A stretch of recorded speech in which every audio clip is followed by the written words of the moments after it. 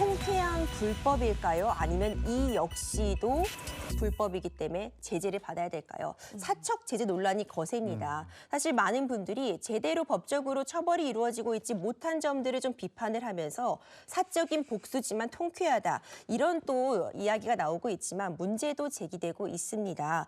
최근 마약 범죄자를 스스로 신고하고 이들이 검거되는 과정을 추적해온 유튜버가 유죄를 선고받은 일이 있었습니다. 네, 요즘은 뭐 사적 제재와 관련된 뭐 영화나 드라마도 굉장히 많이 나오던데요. 이 사적 제재를 두고 처벌할 수 있냐 없냐 늘 논란이었던 것 같습니다. 자세한 내용 좀 전해주시죠. 네, 유튜버 A씨는요, 마약 사범을 꾀아내서 채팅 앱에서 본인이 28세 여성이라고 주장하면서 글을 올렸습니다. 그러니까 이 과정이 결국 실제로 마약을 판매하고 마약을 하는 사람을 검거하기 위한 과정이었다. 경찰이 돕기 위한 과정이었다고 했지만 이 과정이 생중계되면서 결국 추가적인 피해도 있었고 마약을 하지 않으려는 마약을 의도하지 않았던 사람에게도 마약을 권하는 그런 효과가 있었기 때문에 이 부분에 대해서 결국 처벌을 받은 그런 사례가 있었는데요.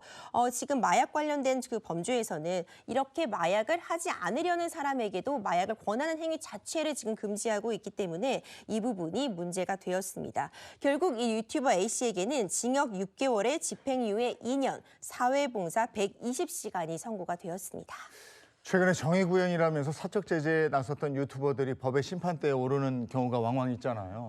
그렇죠. 바로 얼마 전이었습니다. 이번 사례와 유사하게 음주운전을 한 것으로 의심되는 그런 차량을 추적하고 그 모습을 생중계하는 유튜버도 이 과정에서 이 음주운전 차량의 운전자가 사망을 하게 되면서 이 유튜버에게도 좀 책임을 묻으려는 시도가 있었죠. 구속영장이 청구되었지만 이는 기각되었고 재판은 계속되기라고 볼 수 있을 것 같고요. 뿐만 아니라 최근에 이 밀양 성폭행 가해자들의 신상을 공개한 유튜버들에 대한 재판도 지금 진행이 되고 있어서 사적 제재에 대한 논란 그리고 이들에 대한 법적 처벌 문제는 계속해서 지금 이슈가 되고 있습니다. 네, 그런데 여전히 일각에서는 이 사적 제재를 하는 유튜버들에 대해서 열광하는 그런 사람들이 있거든요.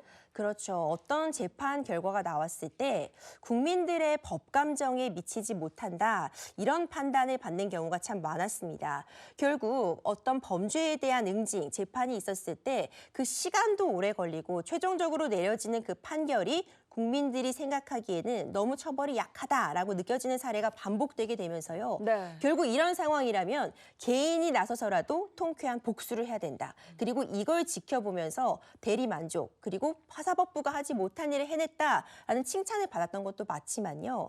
사실 이런 사적 제재는 더 큰 피해를 야기할 수 있습니다. 2차 가해의 우려도 있고요. 이 사적 제재 자체가 또 다른 불법을 양산하는 일이기 때문에 굉장히 신중한 접근이 필요하고 우리가 법치 국가이기 때문에 어떤 법에 대한 판단을 믿고 지켜보는 것도 필요하다라는 의견도 제기되고 있습니다.